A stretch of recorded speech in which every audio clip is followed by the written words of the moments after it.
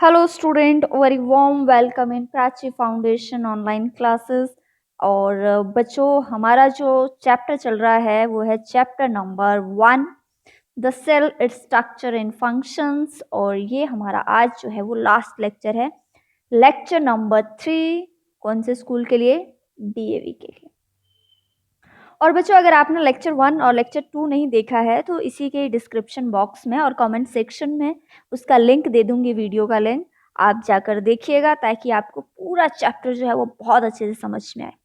बच्चों, हम topic cover करने वाले हैं cell organelles, level of organization in an organism, comparison between plant and animal, और लास्ट में जैसा मैंने आपको प्रॉमिस किया था कि हम डू यू नो पढ़ेंगे, जो जो बहुत ज़रूरी है। बहुत ज़रूरी यानी जो आपको टेबल के फॉर्म में जो आसानी से समझ में आ जाएंगे वो आप टेबल से देख सकते हो, लेकिन कुछ जो है जो नहीं समझ में आ पाएंगे उनको हम ले लेंगे। ठीक है बच्चों, तो आज हमारा जो टॉपिक स्टार्ट होता है वो होता है सेल ऑर्गेनल से। हमने सेल ऑर्गेनल के बारे में पिछले वीडियो में बात हम कर चुके हैं, और अभी हम सेल ऑर्गेनल्स के जो मेन पार्ट्स हैं उनके बारे में पढ़ेंगे। जैसे सबसे पहला जो है बच्चों, हम पढ़ेंगे प्लास्टिड्स के बारे में। ठीक है, किसके बारे में पढ़ेंगे? प्लास्टिड्स के बारे में। तो प्लांट सेल की ये लार्ज सेल ऑर्गेनल्स होती है, जो कि उसकी एक कैरेक्टरिस्टिक भी है, विशेषता भी है, जो कि ग्रीन कलर के प्लास्टिड होते हैं। यानी जो ग्रीन कलर के प्लास्टिड होते हैं, यहाँ देखिए, उनको बोलते हैं क्लोरोप्लास्ट। ठीक है, ये प्लांट के लिए फूड बनाते हैं, क्योंकि बच्चों इनमें आपको पता है क्लोरोफिल होती है, और क्लोरोफिल जो है ड्यूरिंग फोटोसिंथेसिस बहुत ज़्यादा ज़रूरी होती है। ठीक है, क्योंकि फोटोसिंथेसिस एक ऐसी प्रोसेस होती है जिसमें प्लांट अपना खाना तैयार करते हैं with the help of chlorophyll and sunlight. ठीक है, इसीलिए यहाँ पर बोला गया है कि ये प्लांट के लिए फूड बनाते हैं with the help of chlorophyll. और जिस ये जो प्रोसेस होती है हमने बात की, उस प्रोसेस को फोटोसिंथेसिस बोलते हैं। भाई, प्लास्टिड के जो है वो डिफरेंट डिफरेंट पार्ट्स होते हैं जो कि कलर देने का काम भी करते हैं। ठीक है, जैसे कि बच्चों, अगर हम बात करें फ्रूट, वेजिटेबल और फ्लावर की, तो जो इनको कलर प्रोवाइड करवाता है उसको बोलते हैं क्रोमोप्लास्ट। ठीक है, ये प्लांट के डिफरेंट पार्ट्स में कलर देने का काम करता है, लेकिन ग्रीन कलर छोड़ के, क्योंकि ग्रीन कलर वाला हिस्सा जो है वो क्लोरोप्लास्ट के पास है। ठीक है, प्लांट के पास बच्चों कुछ एक कलरलेस प्लास्टिड्स भी होते हैं, जिनको बोलते हैं ल्यूकोप्लास्ट। क्या बोलते हैं? ल्यूकोप्लास्ट। ये प्लांट के, ये पहले यहाँ से हटा देती हूँ बच्चों ताकि कंफ्यूज ना हुआ। ठीक है, यहाँ से इसको हटा देते हैं। तो अभी तक हमने क्या पढ़ा कि प्लांट के पास कुछ कलरलेस प्लास्टिड होते हैं जिनको कि बोलते हैं ल्यूकोप्लास्ट। ये प्लांट को डिफरेंट सब्सटेंस रखने में हेल्प करते हैं। वो डिफरेंट सब्सटेंस क्या है? वो स्टार्च है।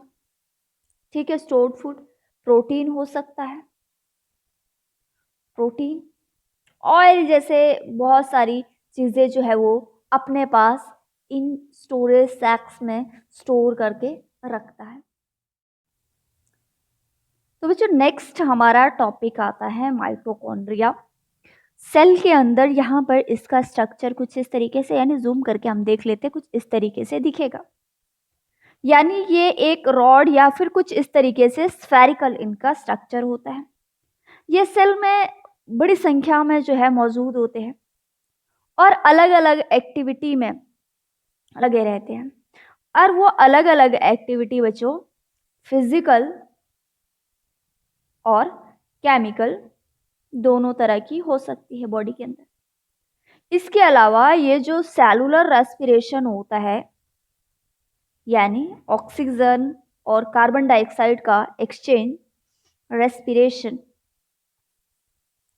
ठीक है, इसमें जो एनर्जी जेनरेट होती है, यानी सेलुलर रेस्पिरेशन के दौरान जो एनर्जी जेनरेट होती है, जो कि हम डिफरेंट डिफरेंट एक्टिविटीज़ में यूज़ करते हैं, वहाँ पर वो सारी एनर्जी जो जेनरेट होती है, एनर्जी जेनरेट, वो भी माइटोकॉन्ड्रिया में होती है, जिस कारण इसे पावर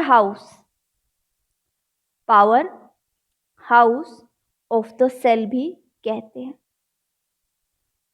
ठीक है बच्चों, हमने क्या पढ़ा? पहले हमने इसके स्ट्रक्चर के बारे में पढ़ा। इसका जो स्ट्रक्चर है वो रॉड या कुछ इस तरीके से, अगर इसको और जूम करके देखिए तो कुछ इस तरीके से स्फेरिकल हो सकता है। ये बड़ी संख्या में जो है वो सेल में मौजूद होते हैं, ठीक है, यानी प्रेजेंट होते हैं, और जो अलग अलग तरह की एक्टिविटी यानी फिजिकल और केमिकल एक्टिविटी परफॉर्म करते हैं।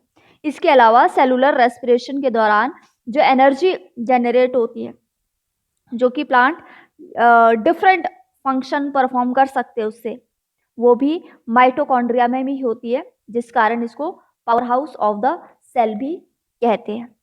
ठीक है बच्चों, यहाँ पर कुछ इसकी जरूरी बातें लिख सकते हैं कि different type of cell have different number of mitochondria. पहली चीज कि डिफरेंट जो सेल होंगे, टाइप्स ऑफ सेल होंगे, उनमें डिफरेंट नंबर्स होगा।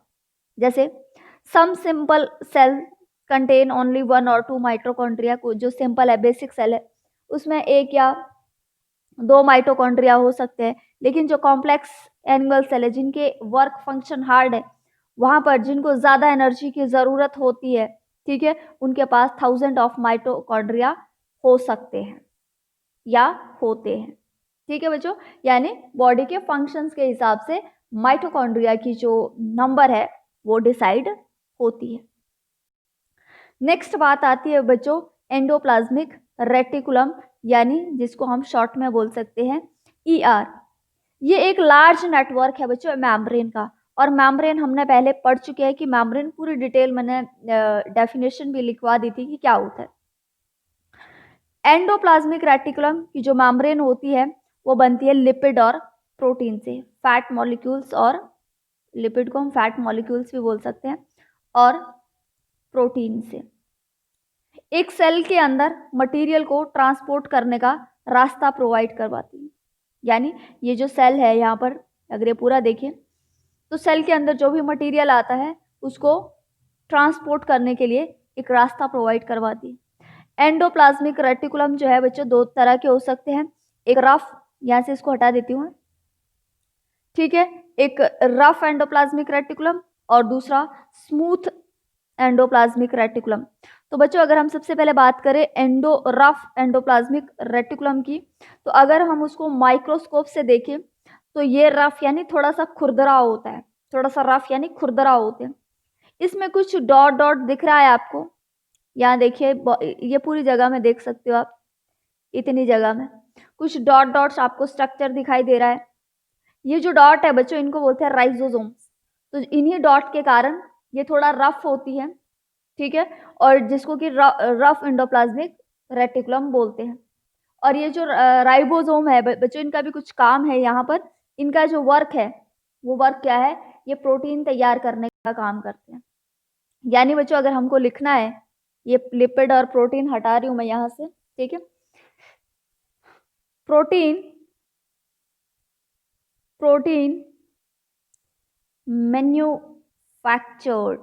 manufactured here are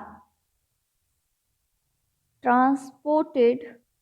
वो जो हमने मटेरियल पढ़ा था ना, पहले ही पढ़ा था हमने, ये मटेरियल को ट्रांसपोर्ट करने के लिए रास्ता प्रोवाइड करते, तो वो मटेरियल क्या था, वो प्रोटीन था। Transported throughout the cell by endoplasmic reticulum. ठीक है, तो राइजोसोम्स जो प्रोटीन तैयार करते हैं वो इसी एंडोप्लाज्मिक रेटिकुलम के द्वारा पूरी सेल में ट्रांसपोर्ट किए जाते हैं। ठीक है, नेक्स्ट है बच्चों स्मूथ ईआर, या थोड़ा सा यहीं पर उसको पढ़ लेते हैं क्योंकि आगे तो हमने गोल्गी बना रखी है। ये वाला पोर्शन, ये देखो, ये वाला पोर्शन स्मूथ एंडोप्लाज्मिक रेटिकुलम। ये जो है बच्चों, आप इसमें देख रहे हो, ये जो डॉट है आपको इसमें नहीं दिखाई दे रहे हैं, यानी इस तरह की जो एंडोप्लाज्मिक रेटिकुलम होते हैं बच्चों, इसमें राइजोसोम्स अटैच नहीं होते हैं, तो जिसके कारण ये स्मूथ होती है।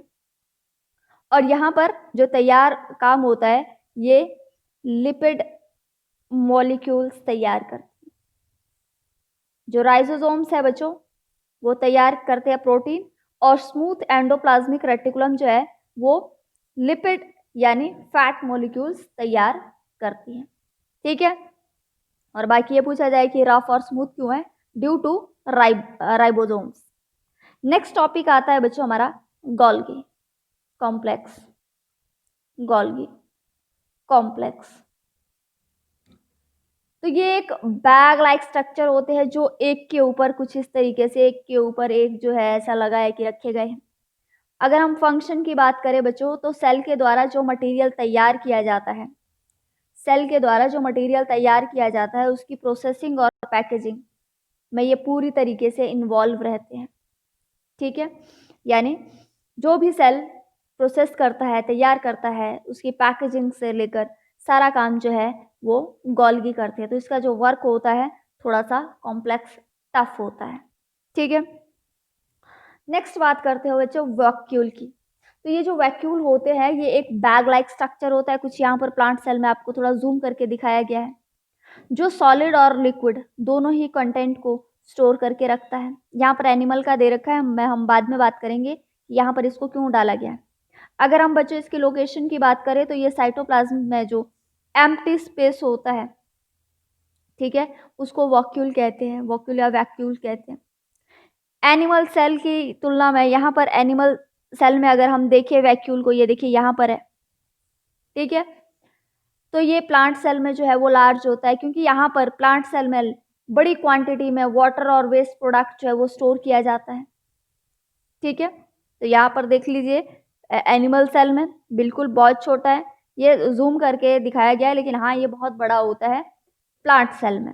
और इसका रीज़न भी हमने पता कर लिया, क्योंकि यहाँ पर प्लांट सेल में बहुत ज़्यादा मात्रा में वाटर और वेस्ट प्रोडक्ट जो है इनमें स्टोर किया जाता है। ठीक है, एक और हम बात कर लेते हैं यहाँ पर। तो बच्चों अगर हम बात करते हैं एमीबा की, तो एमीबा को एक यूनिसेलुलर ऑर्गेनिज्म कहते हैं। तो इसकी बॉडी में जो फूड मटेरियल होता है जो वो बाहर से लेता है, जैसा यहाँ पर आपको प्रोसेस दिखाई दे रहा है, तो ये उसके फूड वैक्यूल में जाता है और वहीं पर जो है इसका डाइजेशन जो है वो स्टार्ट हो जाता है। यानी एक सिंगल सेल है और सारा काम जो है वो उसी सेल के अंदर उसका कंप्लीट होता है।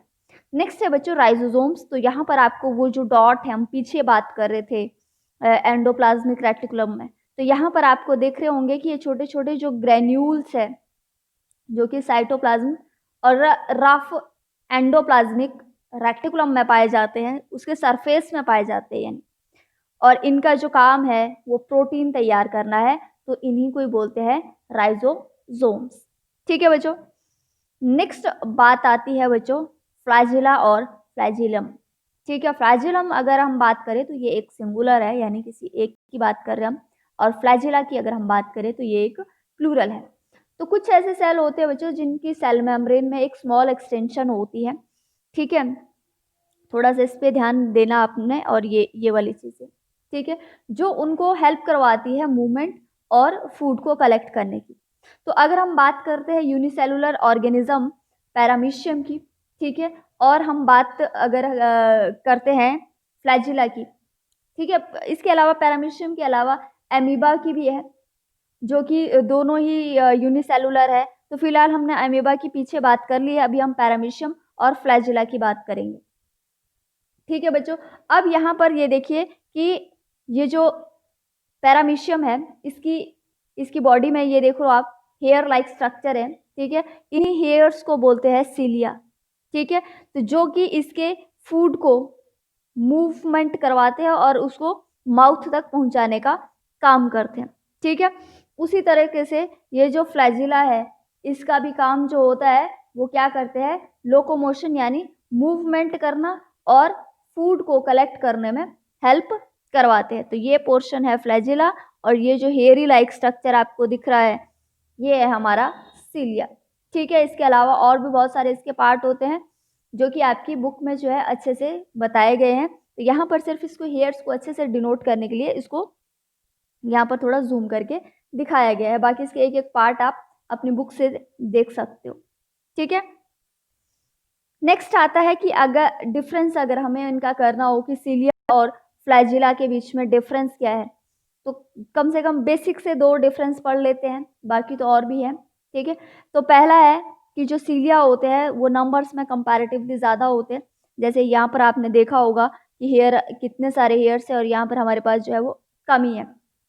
ठीक है, तो ये टिपिकली 1000 की रेंज में हो सकते हैं और ये नंबर्स में कम है, ये 1 से 8 के बीच में हो सकते हैं। ठीक है, सीलिया की जो लेंथ होती है वो कम होती है, ठीक है, छोटी होती है, लेकिन फ्लैजिला की जो लेंथ है वो बड़ी होती है, जैसा कि आप यहाँ देख रहे हो। थोड़ा आगे चला गया, ये थोड़ा पीछे जाना था हमारे को, यहाँ पर ये देखिए। ठीक है, इसकी लेंथ जो है ये इसकी तुलना में कम है। ठीक है बच्चों, चलो आगे बढ़ते हैं। अब आगे यहाँ पर आपको 2 चीज़ें दिखाई दे रही है, एक एमीबा दिख रहा है और दूसरा एक इंसान का इंटरनल पोर्शन आपको दिखाया जा रहा है। तो यूनिसेलुलर ऑर्गेनिज्म जैसे एमीबा, जो कि एक सिंगल सेल्ड ऑर्गेनिज्म भी है, उसकी बॉडी में बच्चों जितने भी फंक्शंस होते हैं, चाहे वो फूड को कैप्चर करना, चाहे डाइजेस्ट करना, चाहे रेस्पिरेशन की प्रोसेस करना, चाहे वेस्ट प्रोडक्ट को एक्सक्रीट बाहर निकालना, ग्रो करना और लास्ट में रिप्रोड्यूस करना यानी रिप्रोडक्शन करना, ये सारे काम एक ही सेल पर भार होता है, यानी एक ही सेल इसकी बॉडी के अंदर होता है और ये जितनी भी एक्टिविटीज होती है, ये सारी की सारी एक्टिविटी कौन परफॉर्म करता है, उसी के अंदर एक सेल। लेकिन जो मल्टी सेलुलर होते हैं, जैसे हम लोग होते हैं, हमारे लिए स्पेशल फंक्शन होते हैं हमारी बॉडी के द्वारा और जिनके लिए स्पेशल सेल होते हैं। तो बच्चों जो ग्रुप ऑफ सेल होते हैं, ग्रुप ऑफ सेल जो कि स्पेशल फंक्शन को परफॉर्म करते हैं, जैसे वॉक करना, ठीक है, किसी चीज को उठाना, या स्पेशल फंक्शन बहुत सारे होते हैं। ठीक है, जैसे हमारी आईज का जो स्पेशल फंक्शन है वो देखना, हमारे ईयर्स का जो स्पेशल फंक्शन है वो सुनना। तो उनको परफॉर्म करने के लिए ग्रुप ऑफ सेल जो स्पेशल फंक्शन परफॉर्म करते हैं वो एक टिश्यू को बनाते हैं, जैसे कि नर्वस टिश्यू, आगे हम और पढ़ेंगे। अब ये जो ग्रुप है टिश्यू का, ये अलग अलग काम करने के लिए स्पेशल ऑर्गन बनाते हैं, यानी ऑर्गन्स बनाते हैं, जैसे हमारे किडनी हो गया, लंग्स हो गया, हार्ट हो गया, इसके अलावा और हो गया। और जब ये नंबर ऑफ ऑर्गन्स मिलकर काम करते हैं तो ये क्या बनाते हैं, ऑर्गन सिस्टम बनाते हैं। तो थोड़ा सा इसको और डिटेल से समझ लेते हैं।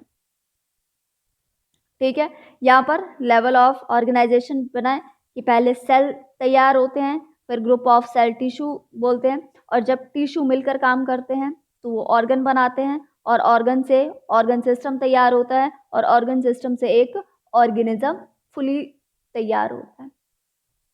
ठीक है बच्चों, अब यहाँ पर एक चीज और बताती हूँ कि ये जो जितने भी सारे सेल हैं उनके कुछ कॉमन फीचर्स होते हैं। इसके अलावा ये जो ऑर्गेनिज्म है, एक ही ऑर्गेनिज्म की अगर बात करें तो उनके डिफरेंट पार्ट्स में जो होने वाले सेल है वो डिफरेंट दिखाई दे सकते हैं। जैसे ब्लड सेल और लिवर सेल इन एनिमल की हम बात कर रहे हैं, वो डिफरेंट इनका अपीयरेंस होता है। रूट सेल और लीफ सेल का जो कि प्लांट में होते हैं, इनका अपीयरेंस ये दिखाई देते, ये बिल्कुल एक दूसरे से अलग दिखाई देते हैं। ठीक है बच्चों, अगर हम बात करें कंपैरिजन की, कि कंपैरिजन करते हैं किसके बीच में, प्लांट सेल और एनिमल सेल के बीच में, तो सबसे पहले उनकी शेप के बारे में बात करते हैं कि प्लांट की जो शेप होती है वो फिक्स्ड होती है। ठीक है, इसका मुख्य कारण बच्चों इसकी सेल वॉल है। जैसा हमने पढ़ा था, इसकी सेल वॉल जो होती है वो बिल्कुल रिजिड होती है। ठीक है, रिजिड की हमने पीछे डेफिनेशन लिख ली थी, किसको बोलते हैं, रिजिड। ठीक है, जो अपनी शेप चेंज नहीं कर पाता है, जो फिक्स्ड होता है, और ये प्लांट सेल के जो है वो चारों तरफ होती है। लेकिन एनिमल सेल के जो चारों तरफ होती है बच्चों, वो होती है सेल मेम्ब्रेन, जो फ्लेक्सिबल होती है, जिस कारण उनकी शेप में एक लार्ज वेरिएशन देखने को मिलता है। किनके शेप में देखने को मिलता है? एनिमल में। ठीक है, तो प्लांट सेल में चारों तरफ सेल वॉल होती है, जिसके कारण उसकी शेप फिक्स्ड होती है, और इनमें फिक्स्ड इसलिए नहीं होता है क्योंकि ये सेल मेम्ब्रेन इसके चारों तरफ होती है, जो कि इसको फ्लेक्सिबिलिटी देती है, और हमें इनकी शेप में एक लार्ज वेरिएशन देखने को मिलता है। दूसरी अगर हम बात करते हैं सेल वॉल की, तो सेल वॉल सीधी सी बात है प्लांट सेल में है, प्रेजेंट है, और एनिमल सेल में एब्सेंट है। अगर हम प्लास्टिड की बात करें तो ये प्लांट सेल में होता है, क्योंकि यहाँ पर कलर देने का काम होता है। आपने देखा है, हमने यहाँ पर उसके पार्ट पढ़े थे, जैसे क्लोरोप्लास्ट, ल्यूकोप्लास्ट। ठीक है, तो यहाँ पर प्लास्टिड में ये प्लांट सेल में प्लास्टिड प्रेजेंट रहता है, लेकिन एनिमल सेल में जो है ये एब्सेंट होता है। ठीक है, थर्ड चीज है यहाँ पर वैक्यूल। यहाँ प्लांट सेल में जो वैक्यूल होता है वो बड़ा होता है, इसका हमने पीछे कारण पढ़ा, और जो एनिमल सेल में वैक्यूल होता है वो छोटा होता है। ठीक है, क्योंकि और कई में तो होता भी नहीं है, क्योंकि यहाँ पर इसकी इतनी नीड नहीं होती है। अब हमने कुछ बात की थी बच्चों डू यू नो की, कि हम साथ में जो है वो डू यू नो भी करेंगे। तो स्किन की जो बाहरी लेयर होती है या आउटर मोस्ट लेयर होती है, वहां पर डेड सेल बहुत ज्यादा होते हैं। ठीक है, और ये जो लेयर है टाइम टू टाइम जो है पीरियोडिकली उतरती रहती है, और उसकी जगह जो है वो नए सेल आते रहते हैं। इस तरीके से पूरे साल भर में इंसान अपनी डेड स्किन का ही वेट जो उसका होता है, कम से कम 4 kg वेट जो है वो अपना लूज करता है, जो कि सिर्फ उसकी डेड स्किन उतरती रहती है टाइम टू टाइम। साल में एक बार नहीं उतरेगी, हर टाइम 15-20 दिन बाद जो है वो ऐसा पीरियड उसका चलता ही रहता है। तो पूरे साल भर का बताया गया है, ये कोई एक बार का ही नहीं है। ठीक है, दूसरी बार बच्चों हम पढ़ते हैं रेड ब्लड सेल। तो रेड ब्लड सेल की जो शेल्फ लाइफ है वो है 120 डेज। ठीक है, और जो व्हाइट ब्लड सेल की है, व्हाइट ब्लड सेल का जो लाइफ स्पैन है, जितने दिन ये जिंदा रहते हैं, वो है 1 मिनट। लाइव ब्लड सेल ये 15 to 20 डेज। ठीक है, इनका लाइफ स्पैन है 15 to 20 डेज। तो यहाँ पर बच्चों हमारा जो चैप्टर है वो होता है फिनिश। अगर आपको इस चैप्टर से रिलेटेड कोई डाउट हो तो कमेंट सेक्शन में जाकर आप बता सकते हो कि ये डाउट है। आपके डाउट जो है वो कंप्लीट किए जाएंगे, या आप हमें मेल भी कर सकते हो। ठीक है, तो मिलेंगे अब हम अपने नेक्स्ट चैप्टर के साथ, तब तक आप रिवाइज करिए।